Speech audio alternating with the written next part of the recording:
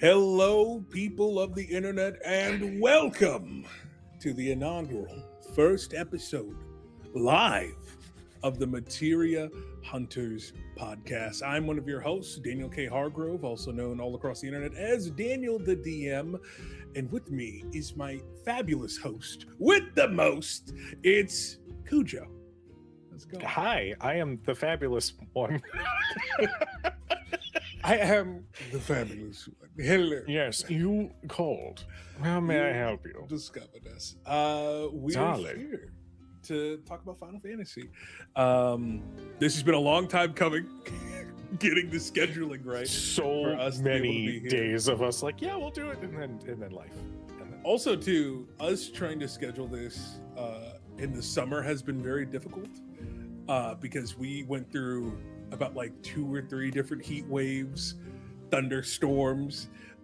Every natural disaster apparently possible was on our way when we were trying to schedule this as an idea. But we've done it against all odds. Nature was too afraid of how much we loved these games that they were like, no, we can't allow it. We had them shivering in their timbers is really what it was. People, we are here today. We're gathered here today to talk about Final Fantasy. This is going to be our Final Fantasy podcast. We just genuinely just wanted to yap about it. I think once the reveal trailer came out for Final Fantasy VII Revelation, which we will get into very, very shortly, we were like, we spend so much time talking about this and being excited about this. We should just get on mics and start talking about it. I mean, we're like, I genuinely think if we're on an AP, it's like if anybody says the word final or fantasy, Daniel and I are like, what do you mean by that? Time to talk about it right now. I mean, in a little background about us, we're TTRPG performers, playing Daggerheart, D&D, Vampire the Masquerade, all the such. Have been doing this for a minute, and over the course of our friendship and performing online together and finally getting to meet in person, that through line throughout that relationship has been how much we've loved Final Fantasy and a lot of video games in general. So that's what we're here to talk about today.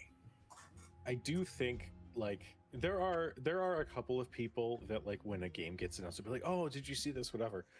There is only one person that I know has seen the thing and that I know is going to have similar feelings that I do. And that's just me messaging Daniel like, Daniel. Did you see the Yes. Oh, yeah, I did. Oh, yeah, I saw it. It looks really good. But I guess to kick things off, it is a Final Fantasy fervor that is starting to calm down a little bit as we were exiting out of the hype that was Summer Game Fest, or is it Summer Games Fest? I can't remember if game is plural or not, and it messes me up every single time. Singular game or multiple games? All the games are important. We're celebrating all the games. But coming out of that came the announcement of Final Fantasy VII Revelation, as it is now currently titled, the long speculated 3rd installment of the Final Fantasy remake project. But I think that kind of works as a great framing device for this discussion to kick things off. We finally have a target time of spring, I believe, 2027, as a release date for this final installment. How are you feeling overall about this? I am I am very excited. There are so many things that they showed off when that initial announcement, thank you, Matt Mercer, by the way, came out. I think if it's anything like Rebirth, in terms of content, in terms of mechanics, I'm genuinely hoping that they pack that shit in with as much as they can. I'm so excited. But there's also a part of me that's like, well, but we've been sitting theorizing about this since 2020. You know, like if it ends, then it's like, well, shit. Like that's kind of all the. That's kind of all we can kind of do until that's the kind next of Final Fantasy project comes out. That's one of the heavy feelings I had that kind of really made me this time around want to strike up some form of continuous discussion online, especially about the game, because these are the last times that we get to speculate about what will happen next in the Final Fantasy remake project, Final Fantasy VII remake project. So that's where I've been kind of angling myself coming towards it. I also genuinely like. There was a point where I was like, well, what if they did like spin-offs? It's like they can't. You can't. It kind of cheapens it if you attempt to do like stuff going forward beyond wherever it is that we're going. We're looping in Crisis Core. We're looping in Ever Crisis. We're looping in all of these different tellings of this whole gigantic world and its lore that like you can't really, unless you're just trying to buy that yacht, can't really put a whole lot into the idea of like a future spin-off where they like what happens after this. Like Square Enix would beg to differ, but you know, however, however, I think there's a hold on now. Don't get too hasty over there, Kujo. We got a couple ideas. I'm so sorry, but I spoke too soon. This is, as the community has been calling it, the 30-year cook. We have a lot of the same creative team who was a part of the original Final Fantasy VII all the way back in 1997 are a part of the core team going into this remake trilogy and have been a part of the expanded Final Fantasy VII collection. The expansion, I forget the proper terminology for it, that's included Advent Children, Dirge of Cerberus, all these different things.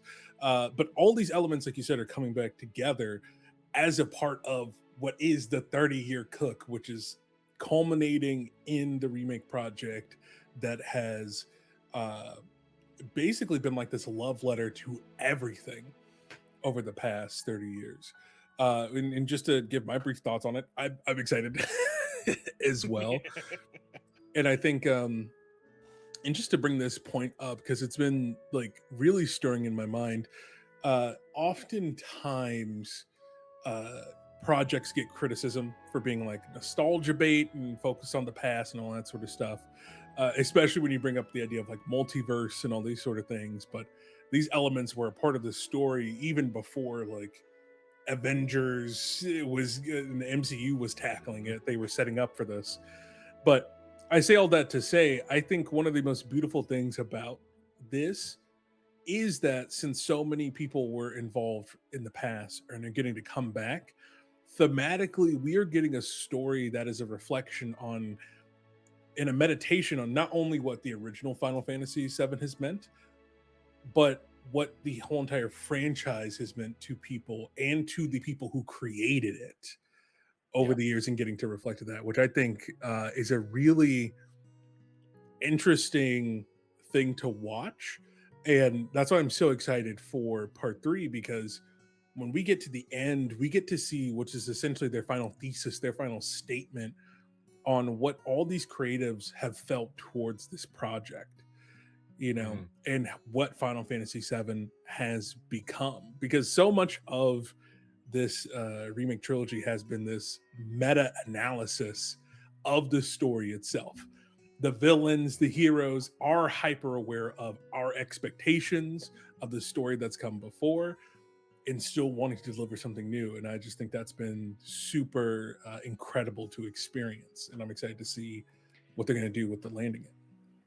Yeah, I think from like one of my favorite stories about the development of Remake was a story told by another streamer, a very delightful human named Maximilian Dude, who has been a super fan of the series of Final Fantasy VII specifically since he was a kid. And you know, he was telling the story of his reaction to the announcement of Remake and how he was live streaming it and how it was huge. He was up out of his seat screaming, "Oh my god, this is great, this is great."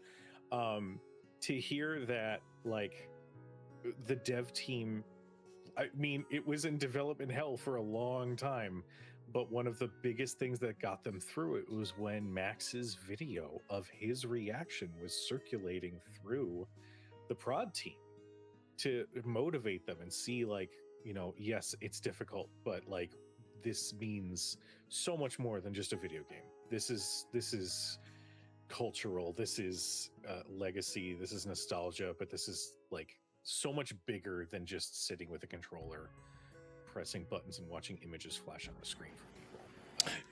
And there's such a love letter to the community, as much as it is like, this is our magnum opus, this is the final and truest way that we can tell this story, even with some new elements and some question marks to keep people guessing. I just think it's brilliant. It's absolutely brilliant. I'm gonna be sad when it ends.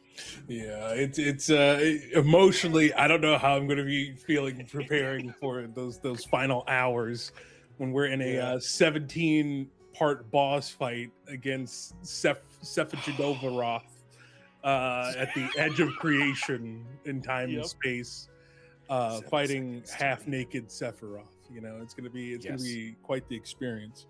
But I guess circling back into it, what was your first introductions with Final Fantasy VII, but I guess Final Fantasy as a franchise as well?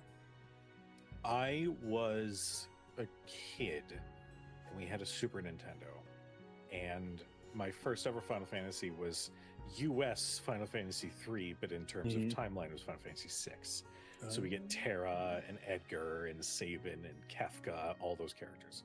And I remember, more than anything, one of my favorite memories was playing that game and just letting like the battle music go, or letting the boss battle music go, because the music is, I think, hands down some of the most iconic music for a video game series that's out there.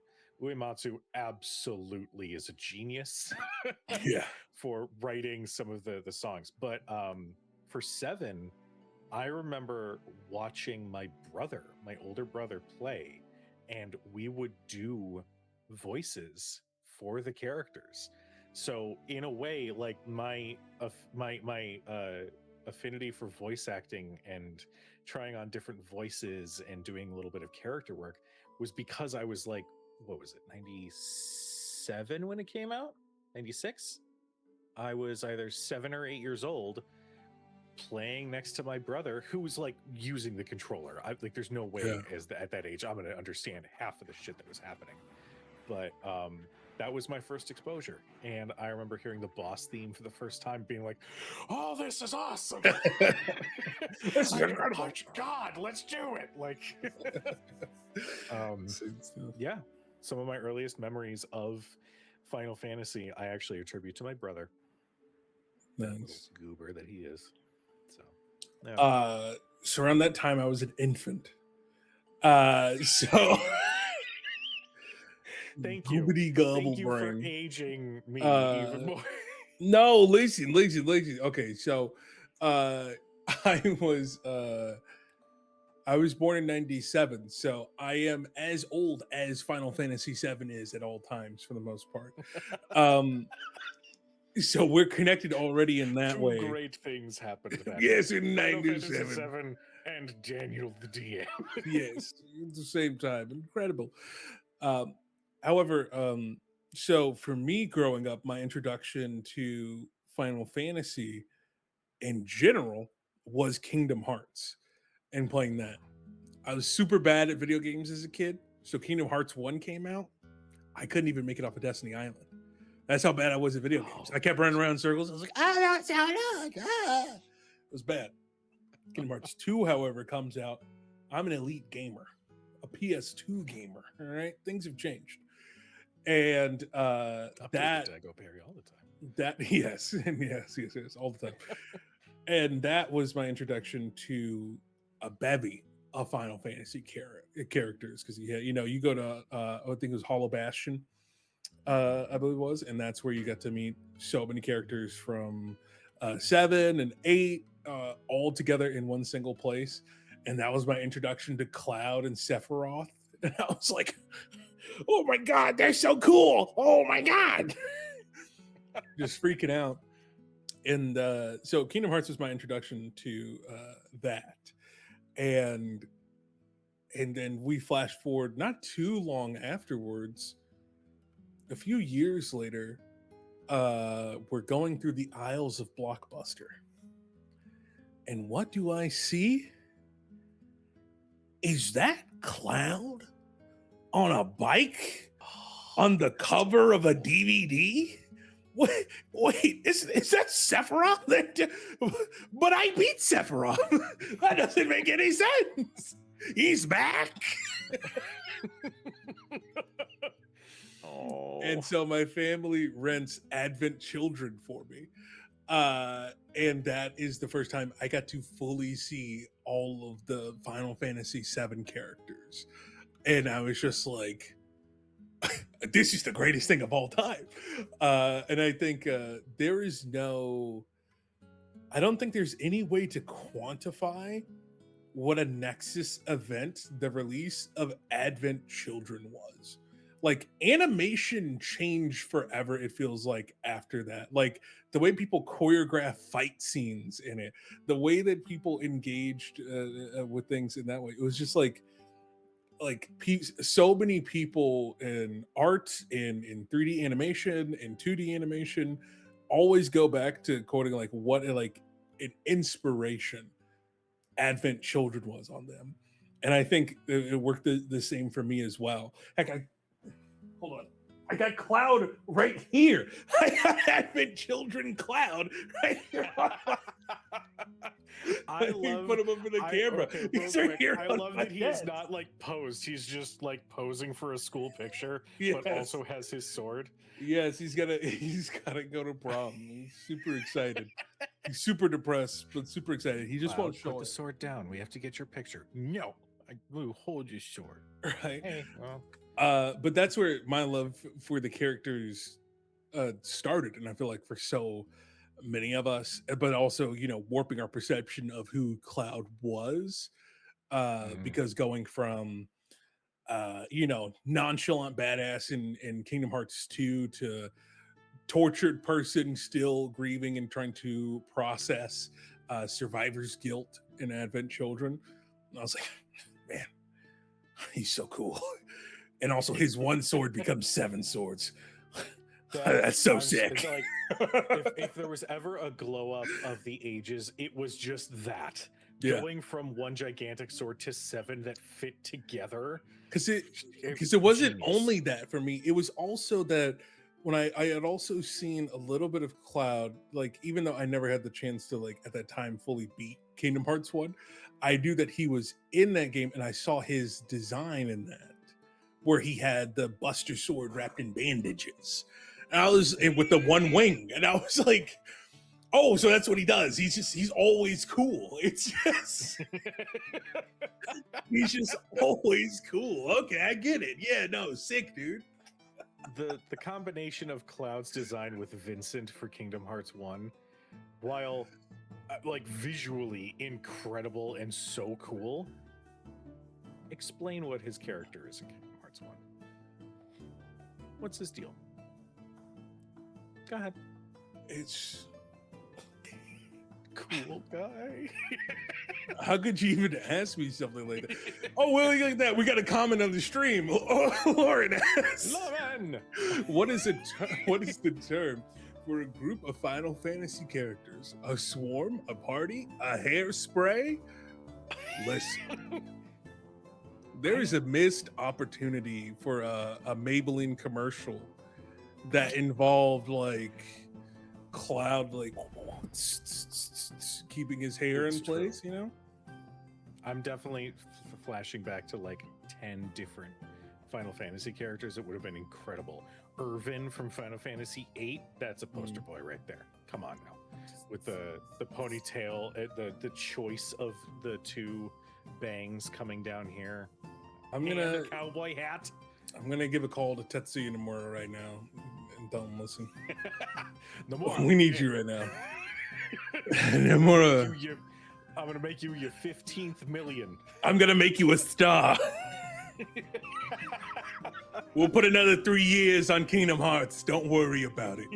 But that was my introduction to everything and fall in love with those characters. And and I think it's so interesting, especially for so many of us who then got exposed to of like how those characters were more canonically with the remake games. For me personally, of being like, oh, this is where all this comes from, and this is what these characters' personalities are actually like. Has been a really captivating journey, you know. I actually, I am weirdly heartwarmed by your introduction to Final Fantasy and Final Fantasy VII in general being from Kingdom Hearts, because what a beautiful and incredible way to introduce you to this whole huge series. Yeah, I was like, oh, dude, Cloud's the GOAT, Leon's the GOAT. That's a sick jacket. Aerith, no clue who she is, but I'm happy she's around. She's also here. I'm so glad she's here. It is never in harm's way here. Anywho, and then seeing Sid and all that sort of stuff. And then like Sephiroth being there, and I genuinely hated Sephiroth. Again, I was bad at video games as a child. So it took me quite literally years to beat Sephiroth.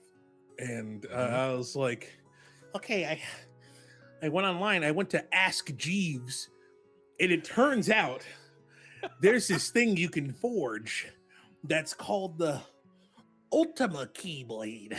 Okay. And then trying to farm was it Oralacrum? Oh, God. Oralacrum. Get the Oralacrum Plus. Orichalcum Plus? Yeah. Yeah. So many hours were spent on Captain Hook's ship trying to bounce those little ghosty dudes as much as you could because it increases the chance of getting.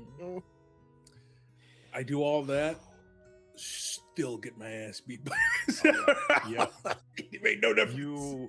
It took years. Like, I mean this sincerely. I think Sephiroth was designed in Kingdom Hearts in that you had to be max level in the game to actually stand a chance, other than like memorizing his attack patterns and doing the thing and like finding his openings and stuff and avoiding all of the bullshit.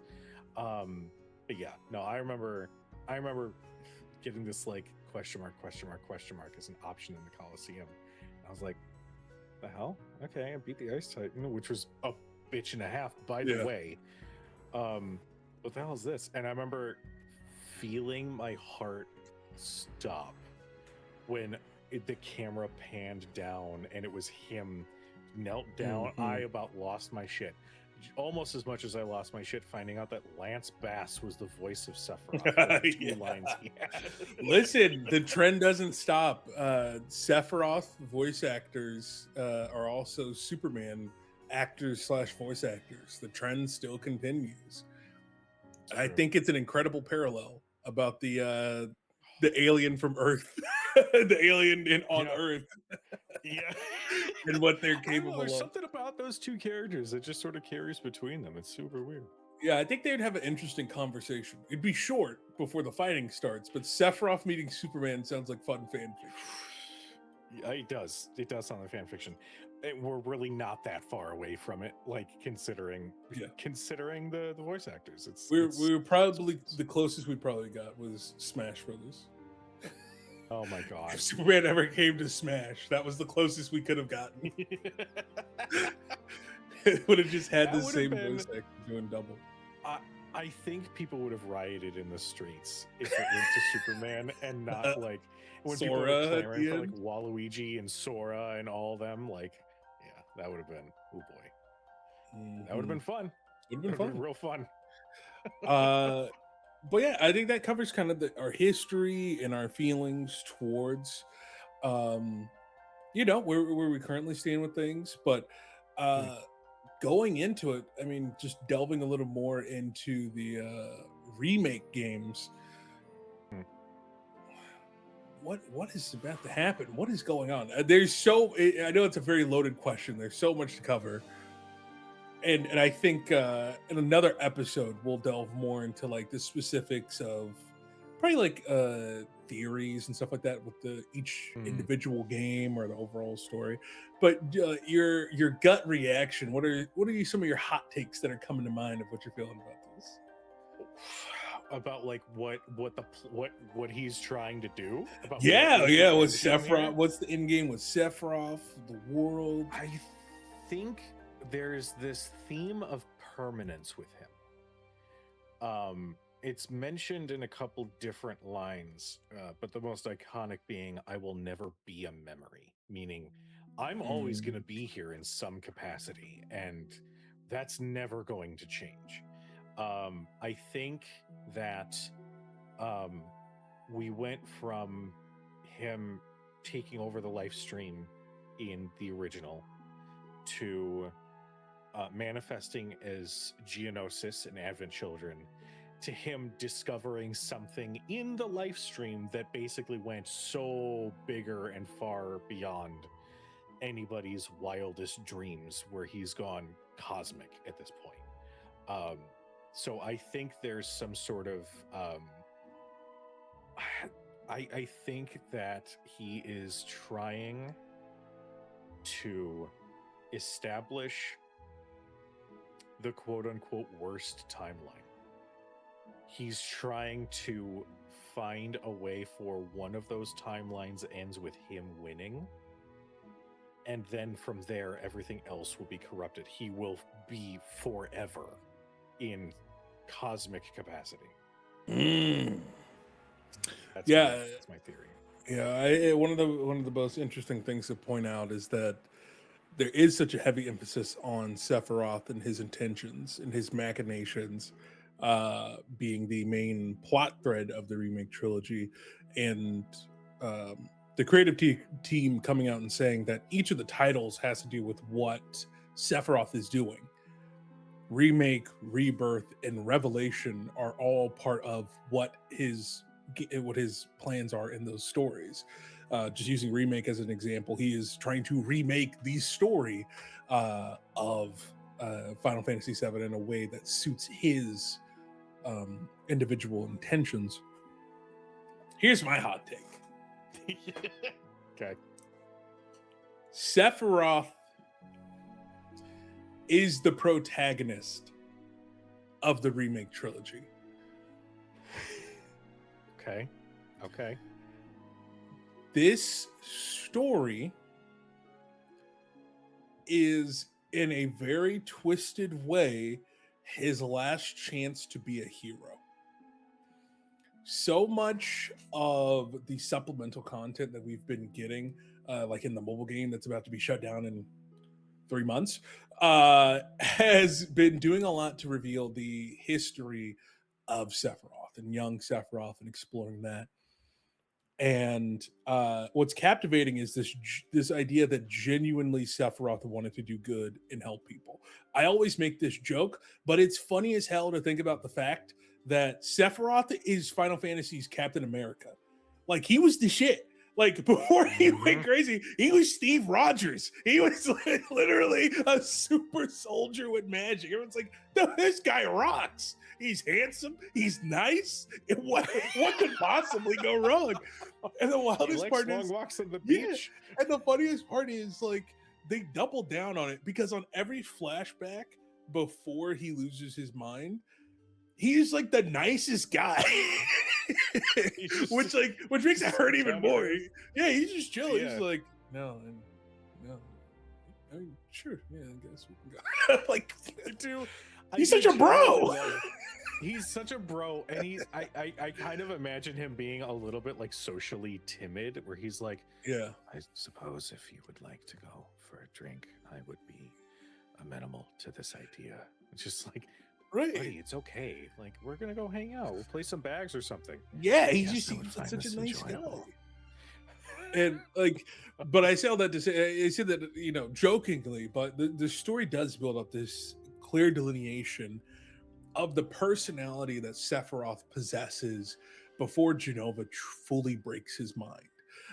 And I say that specifically too because we're shown in the content from the mobile game that he experiences the memory flashes like Cloud does, where he has the little glitches before something happens in his memory. So he himself is very much a victim of Genova, as so many of our other members of the cast. So here's where things start to get interesting, right? So imagine this, that this story has been a big setup, and the reason why Sephiroth has been saying, Cloud, I need you to do something, 7 seconds to the end, all this such and such. And there's so much emphasis on at the edge of creation, whatever that may be. There's emphasis on that version of Sephiroth is a different Sephiroth than the one that we see messing with the story and doing all these different things. Because I think that one that we see at the end of a remake, that's the real Sephiroth. The consciousness of Sephiroth that is separated from Genova.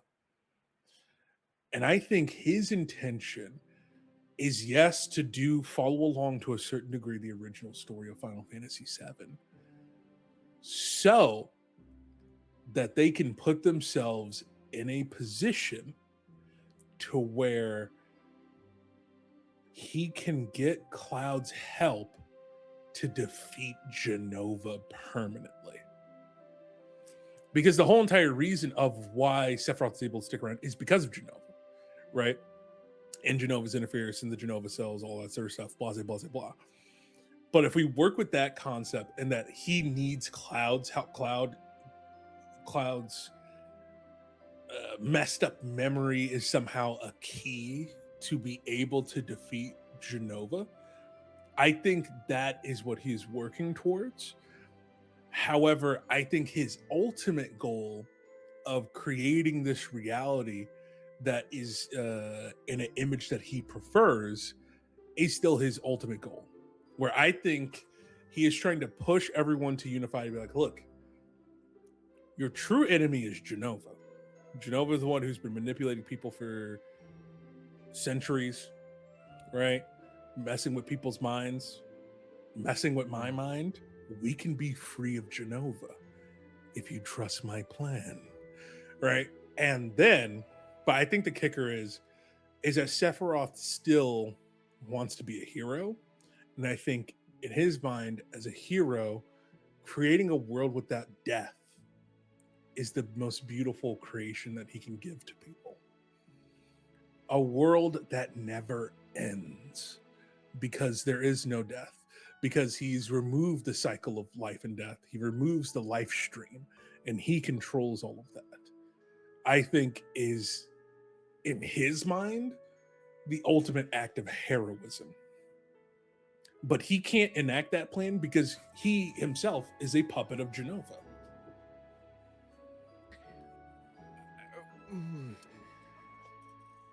I like it. Okay. I like it. Mm-hmm. However, What you got? I actually think it's a little bit the other way around. I think there's a part of me that thinks that because Sephiroth is our Captain America for Final Fantasy VII, because he was built in such a way. Now, mind you, one thing I will say is that I have actually not watched or seen a lot of his origin stuff in Ever Crisis. This is just going off of the remakes and past media, like the OG and all that, right? I genuinely feel like Sephiroth is too much for Genova to control. And I actually think it's the other way around, where Genova is the one being sent off to be like, yes, go appear as me here so that it draws them over here, because Cloud will inevitably be unable to resist. Right. I think it's more, I think that his willpower and his own psyche are too much for Genova, and she's like, okay, okay, I guess we're here. That's This wasn't my interesting. intent.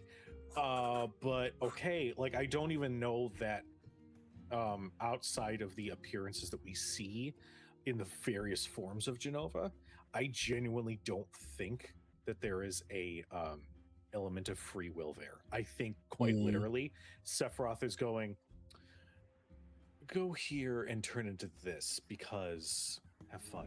Like you're there for a reason in this. If we're following along with the idea that he's trying to recreate some estranged version of the original story, it could be him going like, you have to be here because they encountered you back there. So show up here. We're going to tweak you a little bit. And then there's that. Okay, cool. Now we're going to go over here to the temple where I'm still going to kill Aerith. And we're going to have a little bit more fun here because I've gotten a lot more powerful. So you're going to show up as a somewhat version of yourself, but really it's going to come down to me. Like there is a very clear moment in that fight in the end of Rebirth where it stops being Genova and it's just him.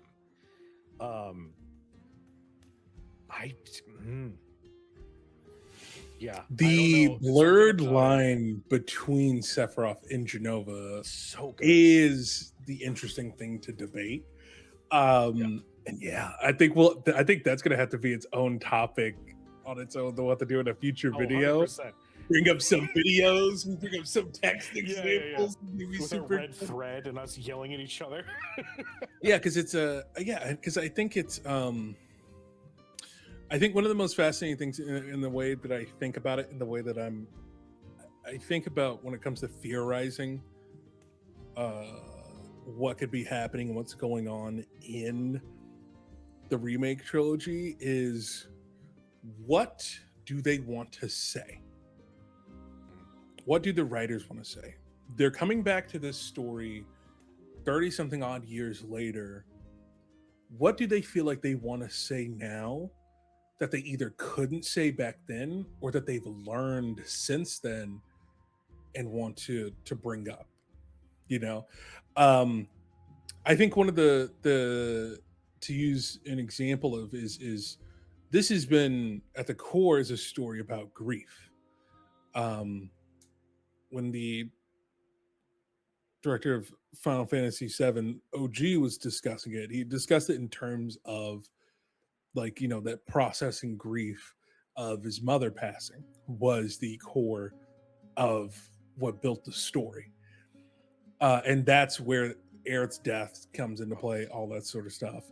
And that's what the core of the story is about. You know, it's about processing grief, is what Final Fantasy VII is about. So I think about that. And then when you look at Advent Children, I think there's a lot of flack that's given towards it because they're like, you know, he's such a sad, Cloud's a sad sack all over again and all that sort of stuff. But I think as collectively, as a society, our general understanding of emotions and mental health has evolved. It's become like, oh, well, yeah, just because Cloud realized who he was and was like hip hip hooray and did the final battle, he still has to grieve that what happened and the losses that happened in his life. So him having that phase in his life afterwards is a natural thing that happens to a lot of folks. For some people, grief isn't just, oh, I made a breakthrough and then everything's all hunky-dory. For some folks, it's a long process, it's a long road, and there's hills and valleys. You know, and I think that's one of the beautiful things of ways that you could recontextualize Advent Children. And now that we're here at the remake trilogy and we're thinking about the end of this story, what do we say now? You know, does it feel appropriate for Cloud to end up in the same exact place, leading up into the events of Advent Children and looping back into that? When so much of this story is also, you know what's going to happen. you know that life is full of grief. You know that life has things it's going to throw at you that you're not prepared for and that you're inevitably going to have to face. Knowing that, how do you navigate that going forward? Right? So I think that's been kind of recontextualizing how I'm looking at Sephiroth in this story. As this, Genova has always represented what Genova's always represented: capitalism, the spread of foreign religion inside of Japan. It's quite literally in the name. Genova, new god, Wow. Christianity. Like it's all about it is a lot of these things all at the same time. It's a Schroeder Electrical Company is a criticism of capitalist companies that are ruining Japan, still are at this same exact time, that have almost the same name. All these different things, a lot of those critiques are still there and are still a part of the foundation of the story. However, when I look at Sephiroth now, I'm like, okay, what are you trying to say with Sephiroth now? Someone who is the darling image created by this terrible capitalistic hellscape, right? Who knows his destiny, who knows his purpose, who knows the systems that are at play. What does that do to him psychologically if he's given the opportunity to change things, right? And do things differently? And what would that world look like for him if he had that power instead and took control of those systems of oppression? I think it's really fascinating. And it's kind of the way that I've been approaching it and recontextualizing everything that I'm looking at with the remake trilogy, Final Fantasy talk, it. We're doing some deep diving into Final Fantasy. I actually, if we're going off of the concept of grief being handled in its many different ways, I actually think that Sephiroth represents rage. The rage. Oh, the rage of the inevitable comes across. Yeah. I mean, we're talking about psychologically what that does to somebody to want to change everything the way that he sees fit. The dude's entire understanding up until a particular point was completely fabricated. Everything he had been told, everything he had been fed was a fabrication. And so when you are faced with a revelation that everything that you know has been a lie told by this group of people who are essentially in control of everything and everywhere, outside of maybe Wu-Tai, but Wu-Tai is directly controlled. It's been colonized. Wu-Tai's been colonized by Midgar. When everything that you've been told is fabricated by this group of people that control 100% of the energy, the wealth, the power, all of this stuff, it's easy to make that leap to, oh, if you're the world, then I'm going to break it. Yeah. Because you did this to me.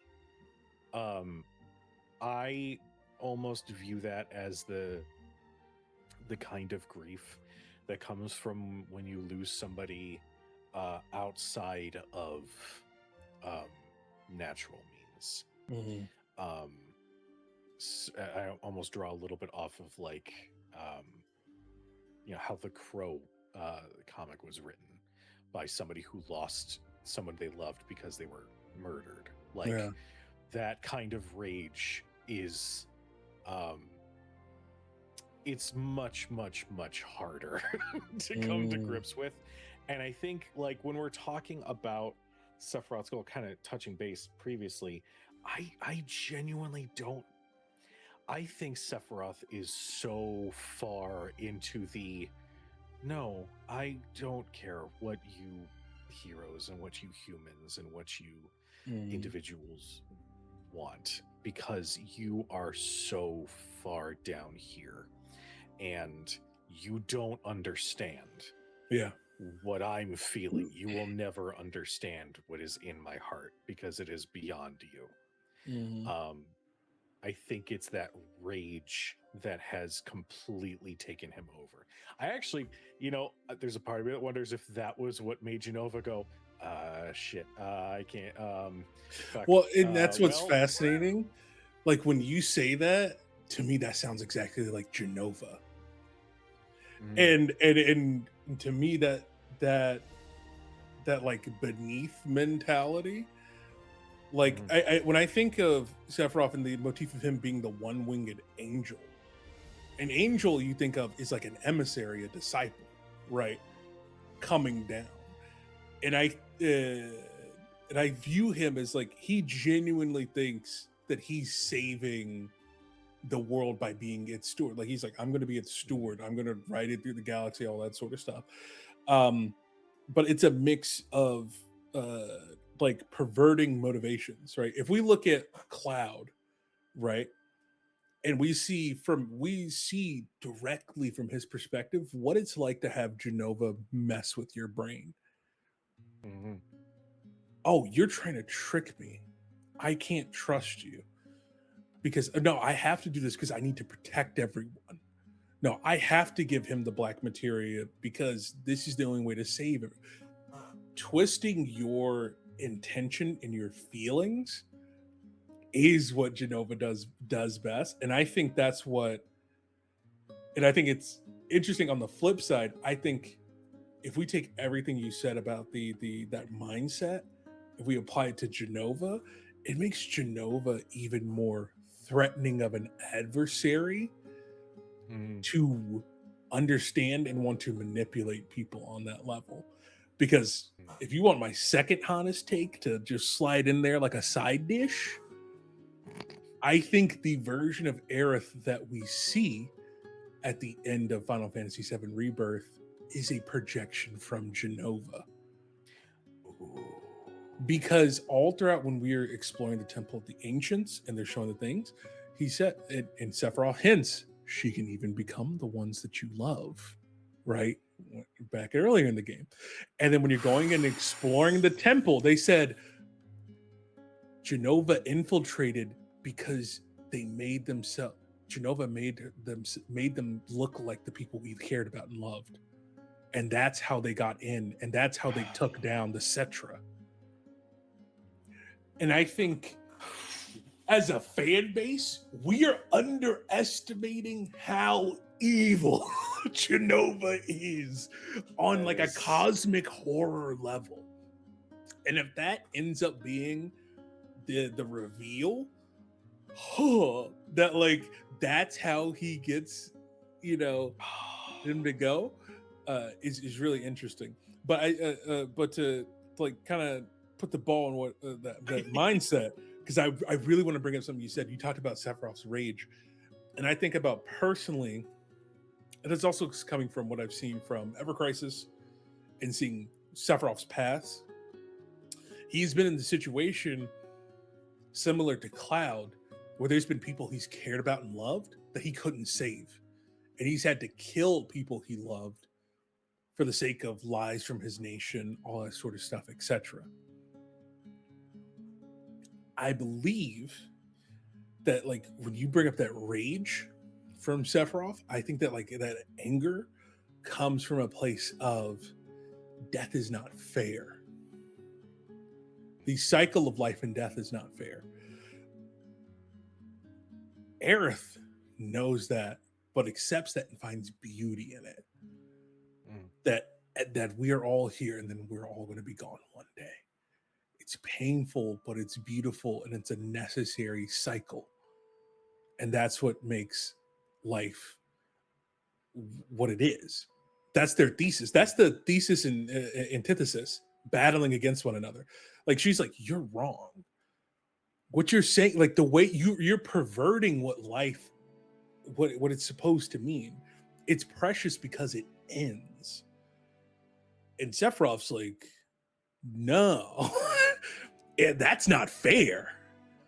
Fuck Yeah. all that. No, no, Yeah. no. Yeah. What if no one died?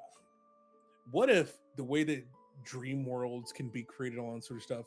What if I could create one final world, and in this one nobody died, and in this one there is no life stream, there is no death, because I will it to be, because I control reality. I think Shit. that is a motivation, is a possibility.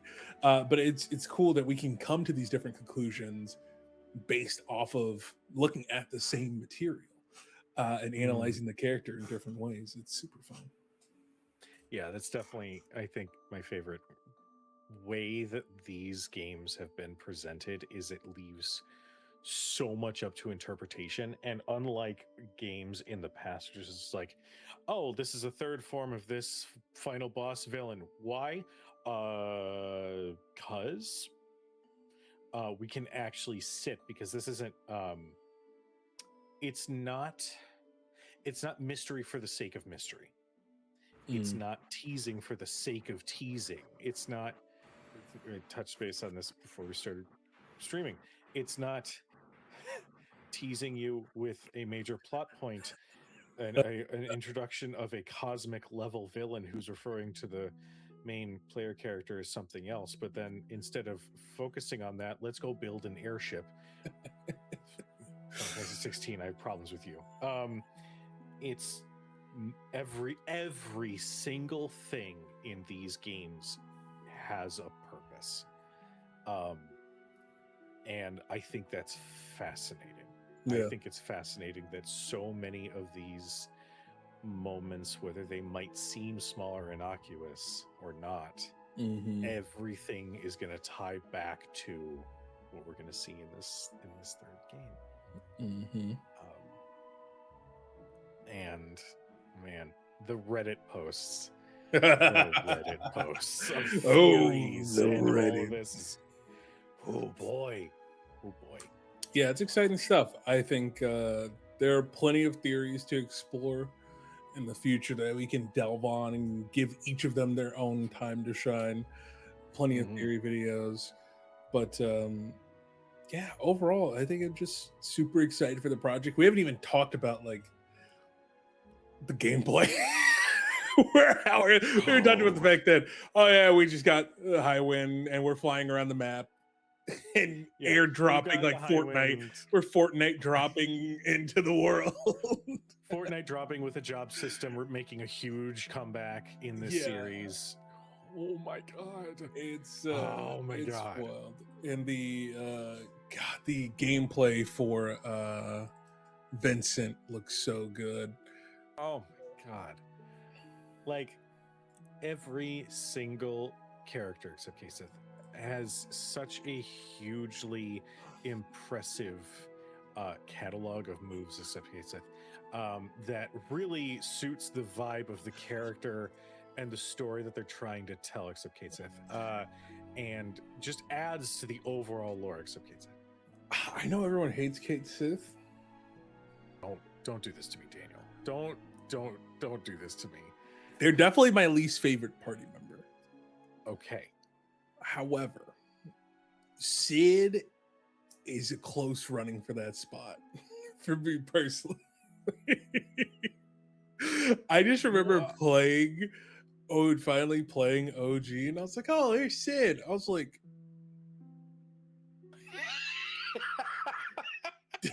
this guy is okay. This is a horrible man. Yeah, sure. We were committing acts of terrorism 20 hours ago, but I don't know, dude. I don't trust this guy domestically. No, around a partner. Listen, I at least I like how he's presented in the remake games a little bit more. But yes, you are correct. You need to be on somebody's 30-part TikTok of who did I marry, or like who did I work for, like employer from hell, Hashtag like horrible bosses. like, hey, you can sue, right? Like the shit he says is not okay. You can sue. Yeah. It's not right. No one should Workplace talk to you that harassment, way. employee endangerment. Yeah, I never found Sid to be endearing, even when the gruffest parts of his exterior subsided. I still found it where I was like, nah, dog, I'm gonna sub you back out for Vincent. That's fair. You know what? That's fine. I don't I even like will- using this limit break, but I'm gonna sub him out. I'm sorry, dog. I can't do it, dude. You bother me, bro. I get it. I will say, at least gameplay wise, for what we've seen for Revelation, oh my god, they are leaning so hard into the Dragoon Yeah, approach to combat. Lancer. I like it. I'm a big fan of that. Yeah, I think yeah, I'm interested to see how they're going to characterize Sid. I think Sid, like everybody else, Barrett, all this sort of stuff, there's certain aspects of their writing that, like, for the time, it's like, this is perfectly acceptable. However, in modern day and reevaluating sensitivities and social contexts, it's like, actually, there's a way to do the gruff jerk who's a part of the group without it being like, actually, I think he should be arrested. I don't think he. You're just an asshole. Like, are you sure you actually want to join us? Yeah. Oh, God. But yeah, I'm That's interested in trope. seeing how they play all that out. It's going to be very fascinating. Yeah. I am curious on how they are going to approach Sid's story in Revelation. Because you're right. I almost guarantee that there was a day where they're like, guys, writers, we have to clear our schedule for a little bit. I know we're working on some side quest dialogue and stuff like that. We have to address a major issue in that we have to find something to do with Sid. Yeah, Mm. we gotta. What's the problem with it? But they just like cycle through some of his dialogue from the original. And he's like, I see where I may have misstepped in asking what was wrong. Let's get to work.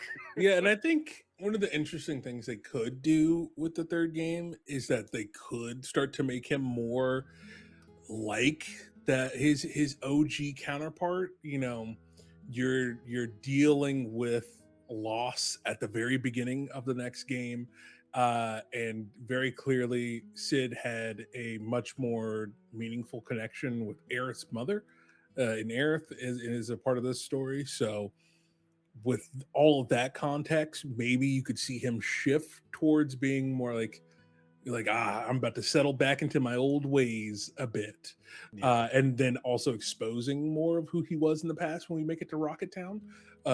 So I mean, they could play with those expectations and that characterization possibly. So I don't know, because I mean, I prefer them to add some of those elements back into his character to make him more interesting, because he's pretty flat, like, as we see him. Like, there's just not much to him. He's just, I'm the guy who's gonna take you around the world. Like, okay, Yeah. cool, thanks. I'm gonna occasionally comment about these waves, and we're gonna have fun doing it. And it's like, all right, cool, thanks, dude. Sounds good. Okay, so we've talked about Sid and Yes. his story. Mm-hmm. Hear me out. So Vincent, we're getting a full Vincent. Okay. Yes. Here's the thing. Mm-hmm. There have now been 2 characters Mm-hmm. from Dirge of Cerberus Yes. that have made appearances. Yes. Do we think, one of which was a main story arc for Yuffie, in that, like, they killed Sonon Yeah. right in front of her. Do you think outside of that one character, because Weiss was a DLC quote unquote Sephiroth from Kingdom Hearts fight, Mm-hmm. do you see them touching harder on those ancillary characters from Dirge in Revelation at all? Because that is, I mean, if we want to talk about stones left unturned, I mean, there's a big elephant in the room. Experience. There's an elephant even bigger than that they haven't addressed yet. Gak's theme song for Vincent. It's Gax. There's Angeal. There's hasn't been addressed. There's also, oh my gosh, his name's escaping me. Genesis is the big one. Here's what I say. So here's one of the things I do want to have one conversation where I compile everything from all the interviews that's been done of things that's been confirmed. One of the things that they confirmed is that there's not going to be any super boss battles or boss battles, like cool boss battles, in VR. They are now all going to be in the open world.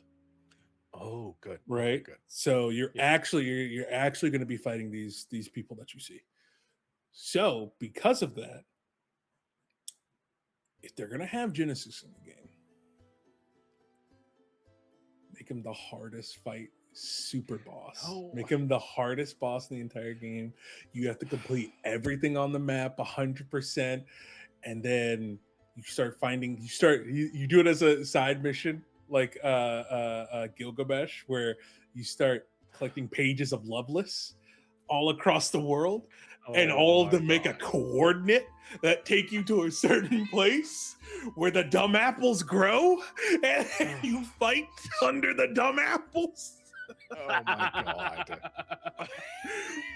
That's what they need to do. We all know it to be true. That's valid. I wonder though. Okay. I mean, you mentioned this at some point. Yeah. DLC for 2, obviously they couldn't do because of just how much they had. They were open to DLC for Revelation though. Yeah, right? and there is something about some DLC stuff got leaked, but I haven't looked into it, so I can't quite say. Okay, here's my just general hot take. Yeah. Leakers, stop ruining things. Just stop ruining things. Like you ruin movies, you ruin surprises for fans of series. Actually, true story. I was so pissed. Remake had just come out. Yeah. And the algorithm on YouTube was like, oh, he likes Final Fantasy. He likes Final Fantasy VII. He's looking up trailers. He's looking up Max Dude. Blah, blah, blah. Well, let's keep, forwarding stuff to him so that way he'll be interested and he'll keep watching videos. Yeah. It was the day after it came out that I saw that the final boss of Remake was Sephiroth. And I was like, oh, go fuck yourself. I'm good. That was the one video I commented on. Like, you have actually spoiled something I've been waiting so long for. Go fuck yourself. And that's painful. Completely removed. But hear me out. Mm-hmm. If they're open to DLC, I think they need to give Zach more of a spotlight, other than the sort of odd timeline appearances. Max Dude was talking about like there being a side game where it's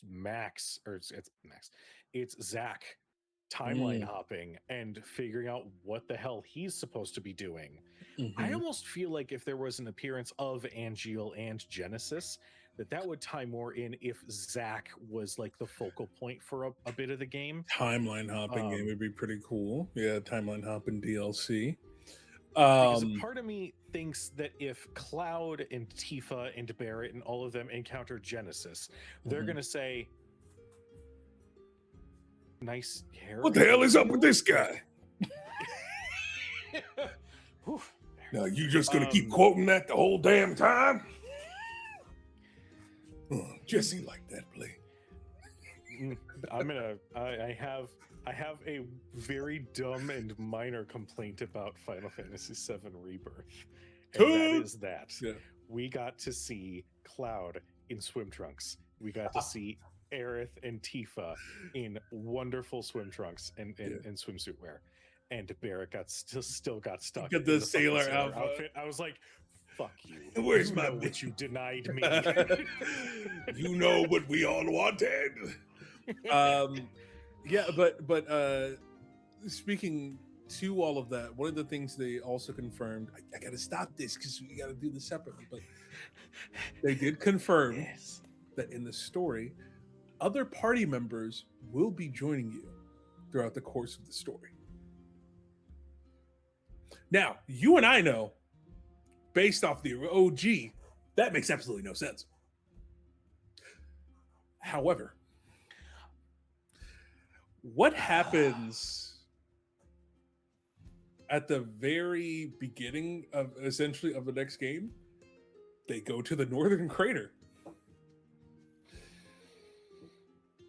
And when you go back and you watch the footage of the reveal, they make it look like Cloud is with them, but he's not. It's really well edited. There's a ton of shots of like people jumping up the sky, but when you count the number of people, Cloud's not there. So there's a extended period of time where there is someone who uses a Buster Sword who could join your party.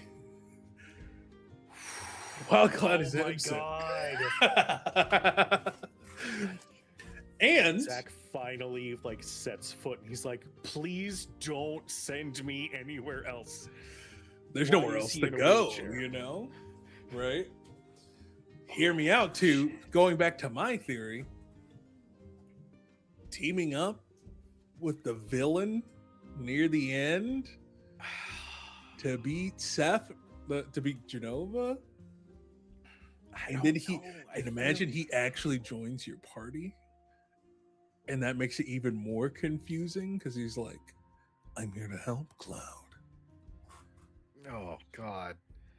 Hey, who knows? Teddy also disagrees with this theory.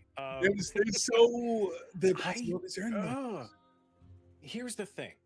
Sephiroth, outside of the like, and I say this affectionately because I am a member of the weeb culture, outside of the like weebiness that we like idolize, like, oh, Sephi and all of that stuff. In terms of like notoriety in the series, Sephiroth he carries so much on the title of being a true Final Fantasy villain.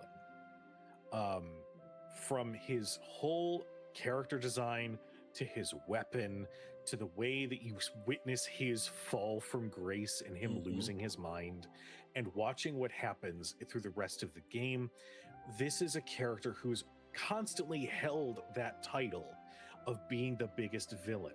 Yeah. Do I think that thematically, because there have been things that these remake games have done to directly comment on the like purists of the series who are like, oh, so we're just getting an HD version of the same game? What the fuck? Yeah. Like, there multiple things have happened here. I feel like that's cheapening the legend. I feel like you're taking away from it. Hear me and out, I know that that's though. A purist way of thinking about Hear me out, though. He's still the villain. I just said, that's the thing. I said he's the protagonist, right? Yeah, that's true. He's the one that's moving the story forward. Every single action that Sephiroth takes is the reason why the plot moves forward in all these games. But I didn't say he wasn't going to be the villain at the end of it. Yeah, because I think since there's been so much emphasis placed on showing you distinctly who Sephiroth is, showing you that there's multiple versions of him, some with more Jenova influence than others, seeing what it's like for these last two games from the perspective of what it's like to lose autonomy to Jenova through Cloud's eyes, I think they are purposefully muddying the water. And if we want to get, if you want to get super, and I mean super nerdy about it,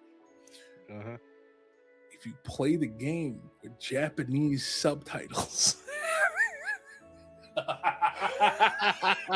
I'm not joking. So I believe in speaking Japanese, you have gendered ways of referring to individuals. And when Sephiroth is himself, he uses like essentially he him pronouns. When he becomes and that's how he kind of refers to himself, is using he him pronouns, and the way that he speaks is using that. However, the version of Sephiroth that we see at the end of Remake uses these uses like these like omnipresent like they them pronouns,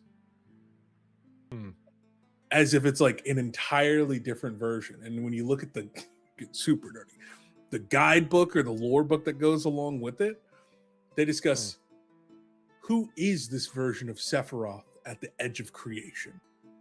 They're treating it as if this version of Sephiroth is an entirely different character with separate motivations than the Sephiroth that is in the game.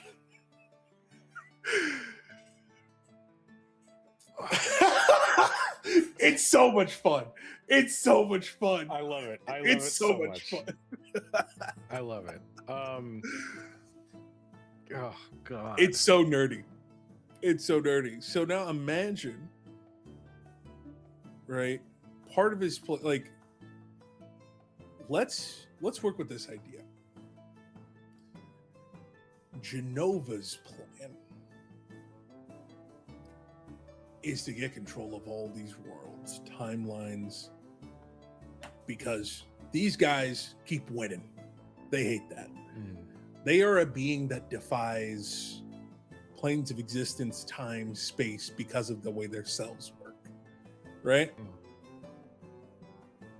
So they're able to live within the life stream, preserving their consciousness as a separate entity, right?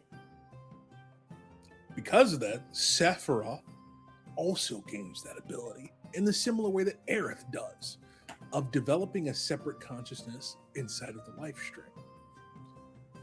So at the same time, we think we've been watching a game of chess between two players, but there's been three. Aerith, Genova, and Sephiroth. And they're playing a three-way game of chess between one another with different motivations. Genova's goal is simple. Pure, absolute carnage, destruction, absorb all there is, and then move on to the next planet. But they've been stuck in this loop inside of of the live stream for a minute. They can't leave this place, and it sucks. They can't die because they can't assimilate into the live stream. They can't control it either because they keep getting beaten by this damn kid. This damn kid. What a big old sword. That's not even his sword. Can you believe it? I'd be pissed too. I'd kill his best friend too. God, I'd kill his best friend and his girlfriend too. I hate that guy so much. You stopped me twice, you son of a bitch. Why, Iona? Sorry. Imagine being so big of a hater. You're like, I'll reset the timeline to get your ass. I hate you. I will salty rerun this entire world to just so that I can kill you. Exactly. Because a true conclusion, right? Based on all these things, where Advent Children leaves us is with a story to where Sephiroth and Genova never truly go away because they can't be absorbed into the life stream. And in turn, Aerith is cursed to live this existence that they are aware of, that they will live, that they will die, and that they have to become a part of the life stream in order to protect her friends and the planet. And that is the curse that's been placed upon their life and the duty of being the last Cetra. That's what the song No Promises to Keep is about. It's about loving all these little details of being alive, the warm cobblestones underneath your feet, all these different details of what makes life so beautiful and cherishing them, but knowing that there's not going to be a tomorrow for you and the bittersweet aspect of that. I think we're building towards a proper conclusion where Aerith, Sephiroth, and Genova will not return. Aerith can finally be at peace and move on and fade away into the live stream, because she's never fully become part of it. She's always had to stay as a guard and as a sentry. She's never truly got to die, but still has to keep coming back and losing everyone over again. Jesus. I'm gonna think about life for the rest of the night. But kids, don't forget, they are bringing a job system into the game, and they're gonna do cool attacks with your friends. I was thinking about this. There is something that I hope that they do, and I don't think they will, because the materia system has been in place since the OG, and that the way that it works is beautiful. I hope with the job system, similar to the abilities you get from the different weapons, when you stay in your job for so long, you also eventually pick up those abilities and hang on to those when you then switch to a new job. That'd be nice. I wonder if, because when we ended Rebirth, there were like 20 abilities in addition to like the generic, like, hey, you can hit somebody with fire without having MP, just so you can kind of identify are they weak or whatever.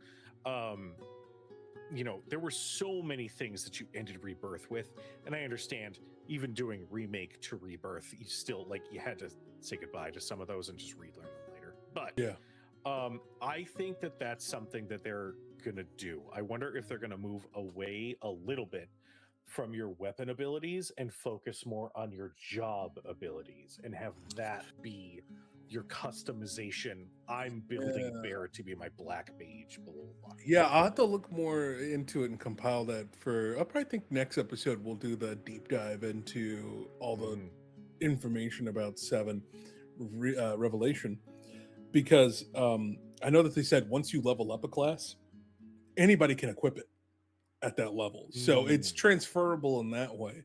But I don't know the full breadth of, you know, what abilities you get from it. Like, like you said, with like, it's the same thing with the weapon abilities, where once you learn the ability, you keep it and all that sort of stuff. That's really interesting.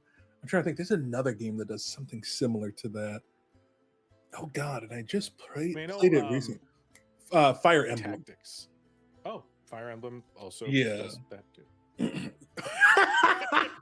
I was thinking of it because in Fire Emblem, once you learn a job in that game, the more you level it up, there's certain abilities that you learn from it that you can keep, and then you can go to another class. However, you have a limited number of slots of abilities that you have, like 10 total, and say it's like, oh, well, this class gives me plus 10 avoidance, this class gives me plus 5 strength, this class gives me this cool ability, and you can compile them into a loadout that is essentially tailors that character to play that you want to play.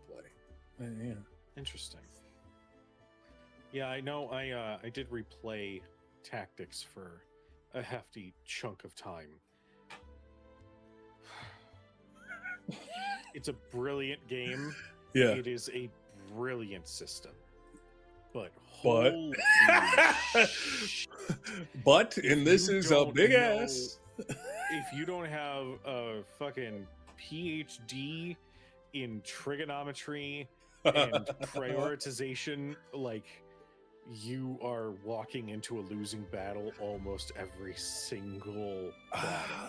That sounds right up my alley, because I love strategy RPGs. I love Yeah, I've been wanting to play that game because I've played Fire Emblem. I've been playing the Fire Emblem games recently. Unicorn Overlord is really good. Silly ass name.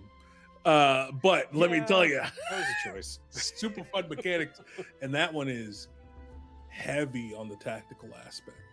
But yeah, that's a really, really good one. Tactics. You have to play. I know it's on the list. It's on the list. But yeah, I'm super excited. I'm super excited. There's so much to look forward to when it comes to Final Fantasy. There's so much to be excited about, and so much for us to go over. And I think we can definitely pick up that conversation next time with what playable characters would we want to see now that they've said that, hey, some other people might be joining the party. But I think this is a good spot to call it for the first ever episode of Materia Hunters. Yeah. Oh, I'm so happy. I'm so happy. Kujo, tell the folks where they can find you. Hi, I'm Kujo.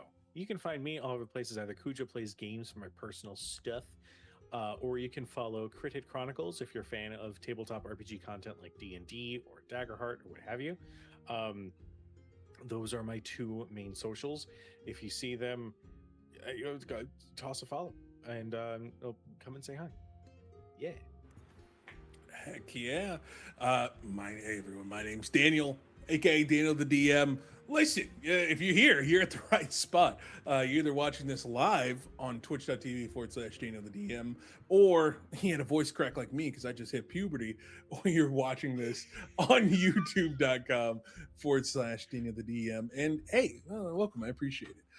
Yeah, normally I'm making a variety of content, primarily TTRPG content. So this is a big step for me in releasing something that is not D&D or Daggerheart related. So let me know what you all think. What improvements would you like to see? Are there any guests that you would like to see on the podcast? Other content creators, maybe voice actors, developers, who knows? I can't guarantee that we can get those folks at all whatsoever. Yeah. But let us know. We can dream and send emails. That's about it. We can dream and send emails. Send emails with our dreams attached. With our dreams attached. Hello. Hello. Hi. These are my dreams. And that's the header for it. But we appreciate everyone showing up for the stream. And for those who came in, stopped by, left comments, we love you. We appreciate you. And just want to remind everyone to take care of yourselves. And especially in these trying times, let me tell you, Shinra's up to no good. That President Shinra, huh? That President Shinra, that Shinra Electrical Company, that company/government is really up to no good. That technocratic bureaucracy. Oh boy. Yay. You know, if Avalanche was here in real life, they would know it, right?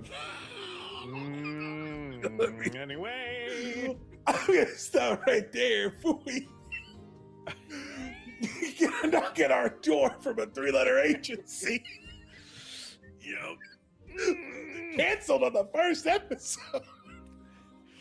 Thanks, Daniel. I love this so much. Absolutely no problem. Some people say that it's the fear that, spices things up. Anyways, good night, everyone. We appreciate you all being here. We'll see you next time. And if you're here live, stick around for the raid to help support one of our fellow content creators. Until next time, peace and happy gaming.